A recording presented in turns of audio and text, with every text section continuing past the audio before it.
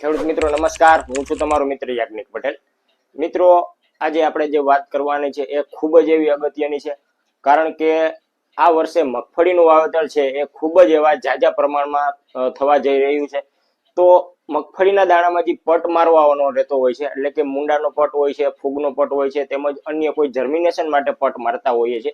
તો આ પટ મારવાની સાચી પદ્ધતિ શું છે, પટ કઈ દવાનો ક્રમ ક્યારે લેવો જોઈએ, અથવા તો કઈ દવા છે ક્યારે ઉપયોગ કરવી જોઈએ, અને જે પટ મારી છે તો શા માટે મારવો જોઈએ, પટ મારવાના ફાયદા શું છે, અને પટ મારી છે તો કયા સમયે મારવો જોઈએ, આવી બધી માહિતી છે આપણા વિડીયોના માધ્યમથી બધી ચર્ચા કરવાની છે।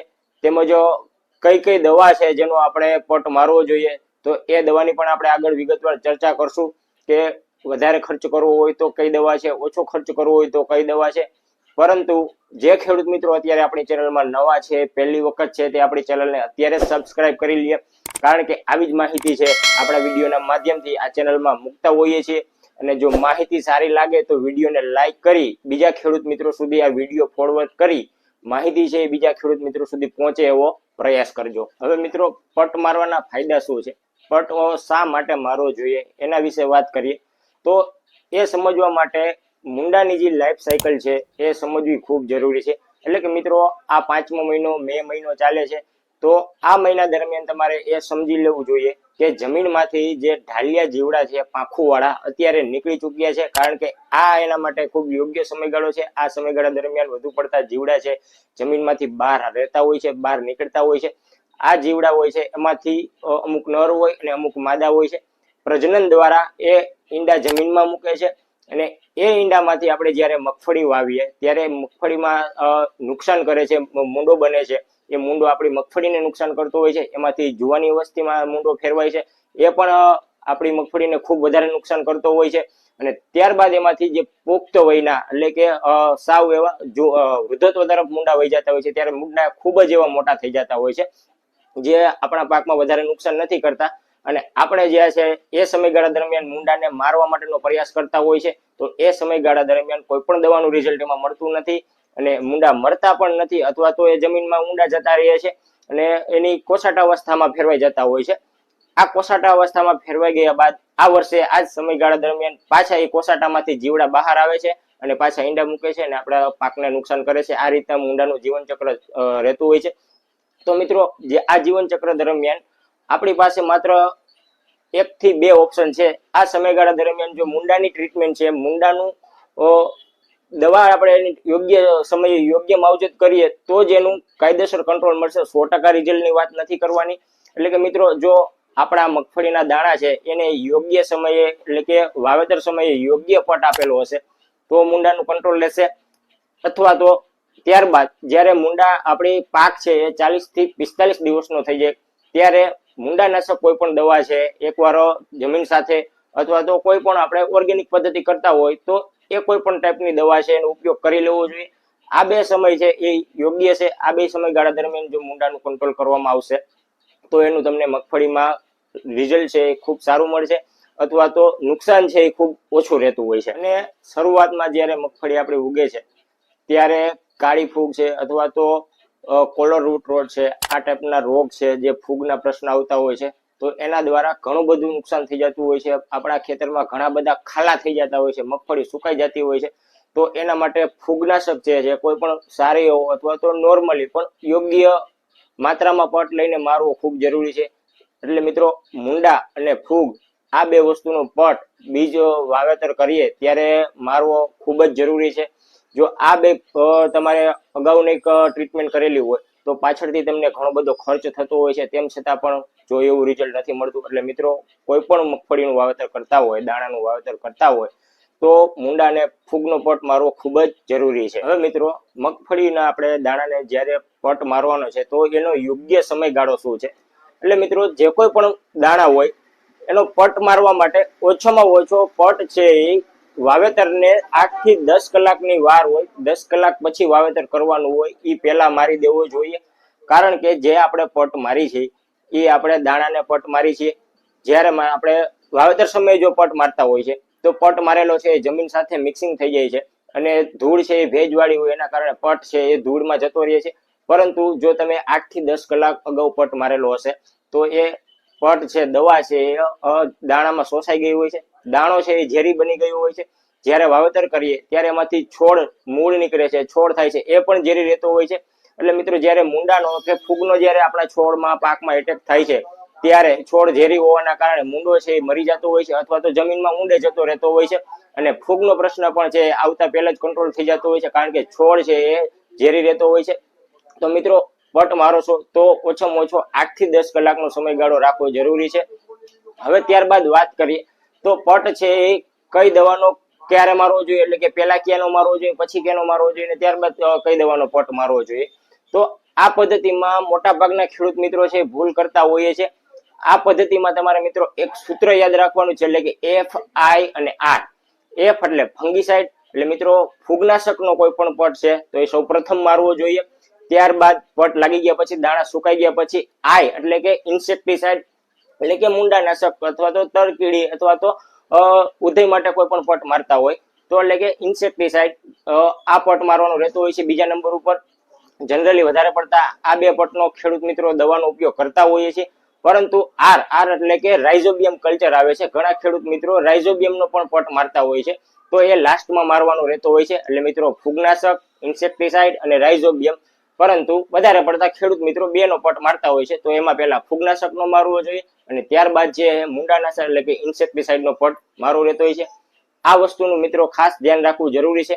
પરંતુ ઘણા ખેડૂત મિત્રો છે કરમ આડા હવળો કરતા હોય છે. પરંતુ આ પદ્ધતિ છે પટ મારવામાં આવે તો તમારે રિઝલ્ટ જે છે એમાં 80 થી 90% છે તમને સારું એવું રિઝલ્ટ જોવા મળશે. એટલે મિત્રો આ પદ્ધતિ છે એ મગજમાં યાદ રાખો. હવે મિત્રો આપણે વાત કરીએ કે જે પટની દવાઓ આવે છે એની વાત કરીએ તો મિત્રો ઘણી દવાઓ એવી હોય છે જે માત્ર ફૂગનું કામ કરતું હોય છે, એટલે કે ઉકસુકનો જે રોગ આવે છે, કાળી ફૂગનો પ્રશ્ન આવે છે એના માટે કામ કરતી હોય છે, એટલે કે ફૂગની દવાઓ આવે છે. ત્યારબાદ આવે છે મૂંડાનાશક દવાઓ, એટલે કે જે ઇન્સેક્ટિસાઇડ દવાઓ રહેતી હોય છે, મૂંડા માટે કંટ્રોલ કરવા માટે રહેતી હોય છે. અને ત્રીજા નંબરમાં એવી દવાઓ આવે છે એટલે કે ફૂગ અને મૂંડાનું એક સાથે કંટ્રોલ કરતા હોય છે, એટલે કે ફૂગ અને મૂંડાનું કોમ્બિનેશન રહેતું હોય છે. આ બંને દવા એક જ પેકિંગમાં આવતી હોય છે અને એક જ દવાનો પટ મારવાનો રહેતો હોય છે. તો મિત્રો સૌપ્રથમ આપણે વાત કરશું કે ફૂગનાશક દવાઓ, કાળી ફૂગનો છે, ઉકસુકનો રોગ આવે છે તો એના માટે પટ મારવાની દવાઓ આવે છે. તો એના માટેની જે આપણે અમુક દવાની વાત કરવાની છે. આ સિવાય કોઈ પણ દવા હોય તો તમે મારી શકો છો અને કોમેન્ટમાં પણ જણાવજો. મિત્રો સૌપ્રથમ જે છે BSF કંપનીનું સિસ્ટીવા આવે છે. આ દવા ફૂગના પટ માટે ખૂબ બેસ્ટ દવા છે. એટલે કે મિત્રો સિસ્ટીવા જે છે એ 1 કિલોએ 1 ml નું પ્રમાણ રહેતું હોય છે, એટલે કે 20 કિલોએ 20 ml દવા અને 100 થી 150 ml પાણી કોમ્બિનેશન કરીને 1 મણમાં પટ મારવાનો રહેતો હોય છે, જે ખૂબ સારું એવું પરિણામ બતાવતું હોય છે. આ ઉપરાંત ઓછો ખર્ચો કરવો હોય તો વિટાવેક્સ પાવર ધાનુકા કંપનીનું આવે છે. આ પણ તમે પટ મારી શકો છો, જે ખૂબ સારું એવું ઓછા ખર્ચે સારું એવું રિઝલ્ટ બતાવે છે. આ પણ કાળી ફૂગ અને ઉકસુકના રોગ માટે ખૂબ સારું પરિણામ બતાવતું હોય છે. આનો જે પટ છે તમે 1 કિલોએ 2.5 થી 3 ગ્રામ, એટલે કે જો 1 મણ તમારા 20 કિલો દાણા હોય તો એમાં તમે 50 થી 60 ગ્રામ રાખીને 150 ml પાણી લઈને 1 મણમાં પટ મારી શકો છો. ત્યારબાદ છેલ્લું જે છે સાફ પાવડર આવે છે, એટલે કે કાર્બનડિઝમ પ્લસ મેન્કોજેબ આવે છે. આ પણ તમે 2.5 થી 3 ગ્રામ છે એટલે 1 કિલોમાં પટ મારી શકો છો. હવે મિત્રો આપણે મૂંડાનાશક દવાઓ છે એની વાત કરીએ તો મૂંડાનાશક દવાઓમાં જે લેસન્ટા આવે છે, પોલિસ આવે છે, એટલે કે ઇમિડાક્લોપ્રિડ અને ફિપ્રોનિલનું કોમ્બિનેશન રહેતું હોય છે. આ પણ મૂંડામાં સારું એવું રિઝલ્ટ ધરાવે છે. આનો ઉપયોગ જે છે એ તમે 1 કિલોએ 2 ગ્રામ, એટલે કે જો તમારા 20 કિલો દાણા હોય તો એમાં 40 ગ્રામ રાખીને 150 ml પાણી લઈને 1 મણમાં પટ આપી શકો છો. આનું પણ ખૂબ સારું પરિણામ છે. પરંતુ અત્યારે બધાના મનમાં એક પ્રચલિત દવા રહેતી હોય છે જે થાઇમેથોક્સામ 30% FS રહેતું હોય છે, જે ખેડૂત મિત્રો લાલ રગડાના નામથી ઓળખતા હોય છે. લાલ કલરની કંકુ જેવી દવા રહેતી હોય છે. આનો ખૂબ વધારે પડતા ખેડૂત મિત્રો ઉપયોગ કરતા હોય છે અને મૂંડાના પ્રતિકાર માટે ખૂબ સારું એવું રિઝલ્ટ ધરાવે છે. 100% રિઝલ્ટ નથી મળતું, પરંતુ શરૂઆતની અવસ્થામાં 40 થી 45 દિવસની અવસ્થા દરમિયાન આ કોઈ પણ દવા છે એનું સારું રિઝલ્ટ જોવા મળતું હોય છે, જે ખેડૂત મિત્રો ખૂબ વધારે વાપરે છે. સ્લેયર પ્રો આવે છે, રેનો આવે છે. આ સિવાય અન્ય કંપનીનું આ ટેકનિકલ ધરાવતી દવા તમે કોઈ પણ ઉપયોગ કરી શકો છો, જેના સારી કંપની હોય એનો ઉપયોગ કરી શકો છો. આ ઉપરાંત વધારે ખર્ચો કરવો હોય તો ડેન્ટોસ 2 આવે છે, આ પણ તમે ઉપયોગ કરી શકો, પરંતુ આનું કોસ્ટિંગ ખૂબ વધારે રહેતું હોય છે અને રિઝલ્ટ પણ સારું છે. હવે મિત્રો બીજી એવી દવા છે કે જે કોમ્બિનેશનમાં રહેતી હોય, એટલે કે ફૂગની દવા રહેતી હોય છે અને મુંડાની, આ બંનેનું કોમ્બિનેશન રહેતું હોય છે. તો એવી જે દવા છે એમાં જીએસપી કંપનીનું પીસીટી 410 આવે છે. આની અંદર પાયરાક્લોસ્ટ્રોબિન, થાઇરમ અને ક્લોથિયાનેડિન એટલે કે ડેન્ટોસ 2 આ ત્રણ વસ્તુનું કોમ્બિનેશન રહેતું હોય છે.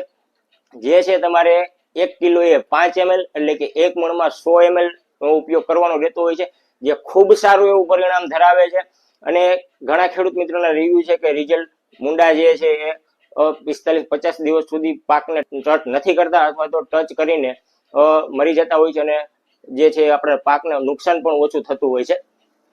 આ ઉપરાંત બીજી જે અન્ય પ્રોડક્ટ છે એ બેસ્ટ એગ્રો કંપનીનું જે વોર્ડન એક્સ્ટ્રા આવે છે. આની અંદર ટ્રિફ્લોક્સિસ્ટ્રોબિન પ્લસ થાઇમેથોક્ઝામ અને થાયોફિનાટ મિથેલ એટલે કે 2 ફૂગનાશક હોય છે અને એક આવે છે એ મુંડા માટે એટલે કે થાઇમેથોક્ઝામ આવે છે એ રહેતું હોય છે. આનું પણ રિઝલ્ટ જે છે એ ખૂબ સારું છે. 1 કિલોએ 2 ml નો પટ રહેતો હોય છે, એટલે કે જો મિત્રો તમારે 20 કિલો દાણા હોય તો 20 કિલોમાં 40 ml અને એની સામે 100-150 ml પાણી લઈને 1 મણમાં પટ આપવાનો રહેતો હોય છે. આ બધી દવા છે મેં માત્ર કોઈ કંપનીના પ્રચાર માટે નથી કરેલું, પરંતુ સારા રિઝલ્ટ છે એટલે વાત કરેલી છે. આ સિવાય આ ટેકનિકલ, આ રસાયણ ધરાવતી કોઈ પણ દવા હોય તો તમે તમારા પાકમાં ઉપયોગ કરી શકો છો અને અન્ય સારી કંપનીનું તમે કોઈ પણ છે ટેકનિકલ લઈ શકો છો. જો મિત્રો ખાલી મુંડાનો પ્રશ્ન રહેતો હોય તો માત્ર મુંડાની દવાનો ઉપયોગ કરી શકો છો. જો ફૂગનો પ્રશ્ન રહેતો હોય તો કોઈ પણ છે આ ટેકનિકલ લઈ અને ફૂગ માટે ઉપયોગ કરી શકો છો. પરંતુ મારા ખ્યાલ પ્રમાણે જો શરૂઆતમાં જ મુંડા અને ફૂગનો પ્રશ્ન આવતો હોય છે તો એના માટે જો આપણે અગાઉ પટ આપેલો હશે તો મુંડા અને ફૂગનું કંટ્રોલ છે એ સારી રીતે કરી શકશું. કારણ કે પાછળથી છે ઘણા બધા ખર્ચ થઈ જતા હોય છે, તેમ છતાં પણ એનું યોગ્ય રિઝલ્ટ નથી મળતું. તો મિત્રો કોઈ પણ દાણાનું વાવેતર કરતા હોય તો મુંડા અને ફૂગનું આનું સીડ ટ્રીટમેન્ટ અથવા તો બીજ માવજત કરવી ખૂબ જ જરૂરી છે. કારણ કે જો અગાઉ કરેલું હશે તો તમને ઉત્પાદનમાં પણ ઘણો મિત્રો ફેર પડશે. તો મિત્રો બિયાણ છે અને પટ મારીને જ હંમેશા વાવેતર કરવું જોઈએ. તો આભાર ખેડૂત મિત્રો, ફરી જ મળશું આવી જ નવી માહિતી સાથે નવા વિડીયોમાં. ત્યાં સુધી મને રજા આપશો.